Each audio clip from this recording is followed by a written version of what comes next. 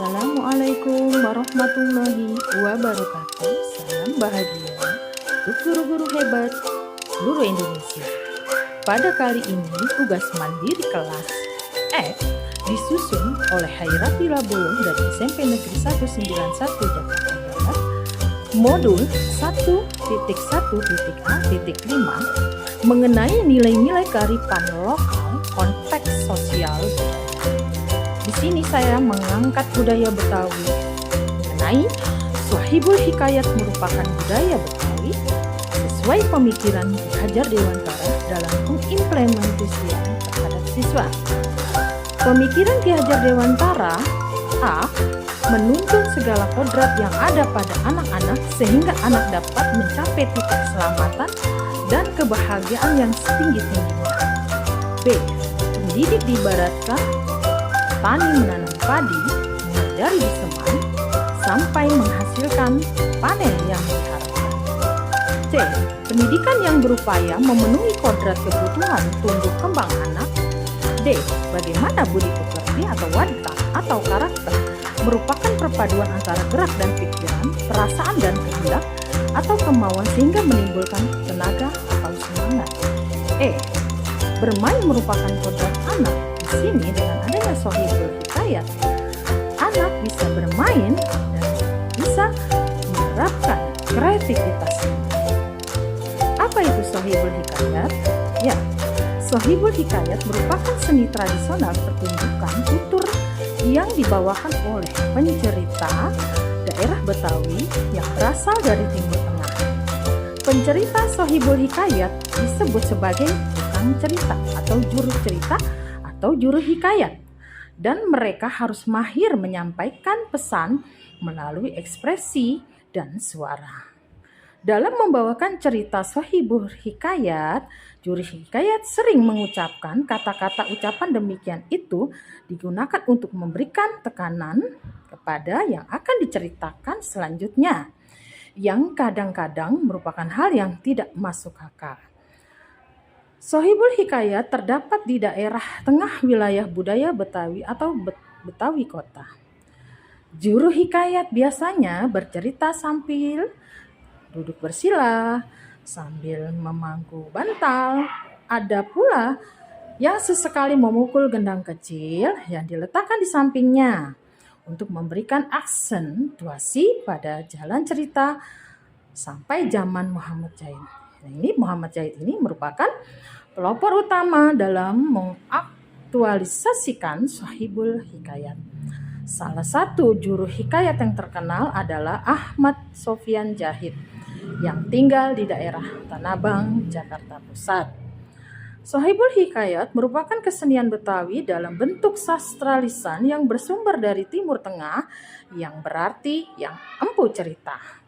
Dalam pementasan Sohibul Hikayat di atas panggung atau duduk bersila di balai-balai beralaskan gatipah atau tikar.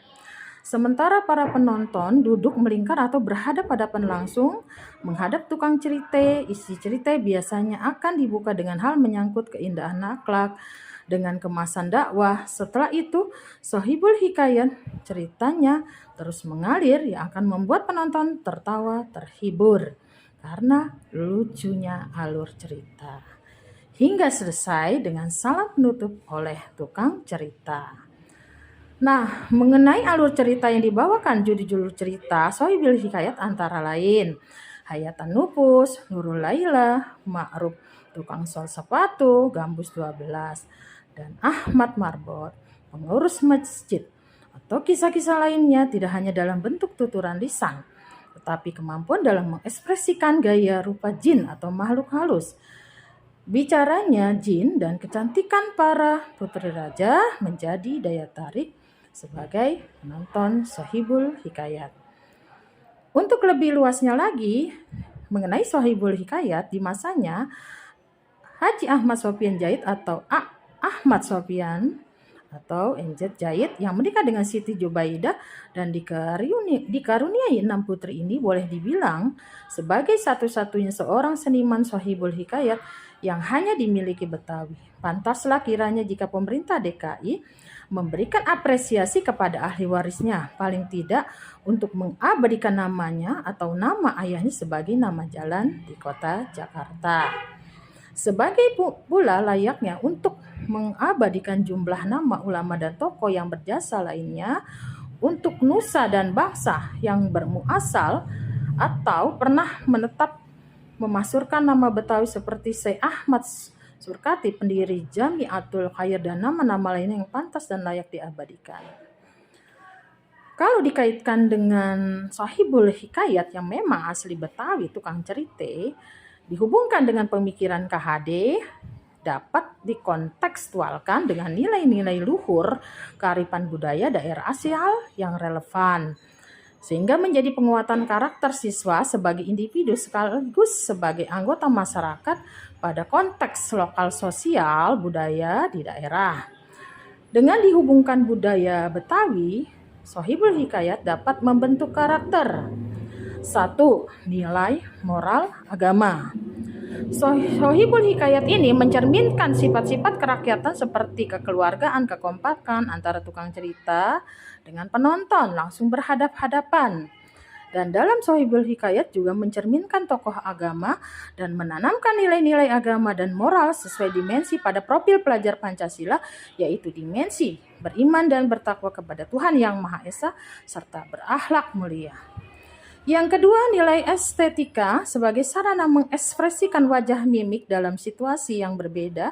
Ini merupakan kreativitas dalam kemampuan berkesenian, merupakan dimensi keenam dalam profil pelajar Pancasila.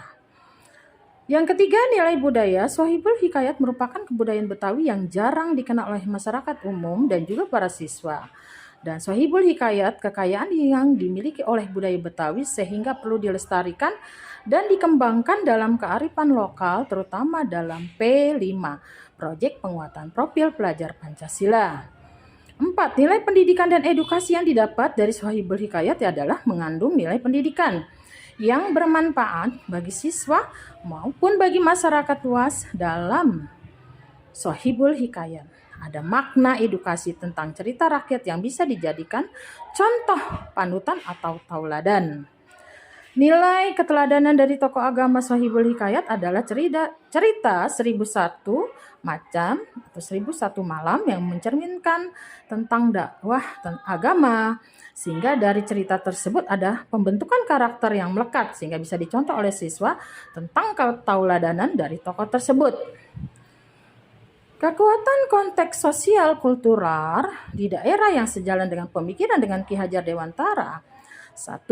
Beriman dan bertakwa kepada Tuhan Yang Maha Esa, sifatnya religius. 2. Gotong royong.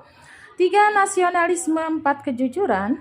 5. Budi pekerti, tanggung jawab. Dan yang paling menekankan bermain adalah kodrat anak. Dalam Sohibul Hikayat ada permainan yang menarik, ada humoris sehingga lebih bergembira. Kekuatan pemikiran Ki Hajar Dewantara yang menebalkan tingkah laku siswa di kelas atau di sekolah Anda sesuai dengan konteks lokal sosial budaya daerah yang dapat diterapkan. Pemikiran KHD tentang budi pekerti atau watak atau karakter melalui proses pendidikan, terutama pendidikan formal, peserta didik dibantu untuk mengerti nilai karakter yang diharapkan, pelan-pelan membantu mereka untuk melatih dan menjadikan nilai karakter tersebut sebagai pedoman dalam kehidupan sehari-hari mereka yang bisa diterapkan di sekolah maupun di lingkungan masyarakat. Ajaran budi pekerti tidak terlepas dari teologi pendidikan Ki Hajar Dewantara. Ki Ngaso Sumutolodo ing Madio Mangunkasa Tut Huri Handayani. Sampai di sini, mudah-mudahan mengenai modul ini bisa bermanfaat untuk kita. Sampai di sini, wassalamualaikum warahmatullahi wabarakatuh. Salam bahagia untuk kita semua. Salam merdeka.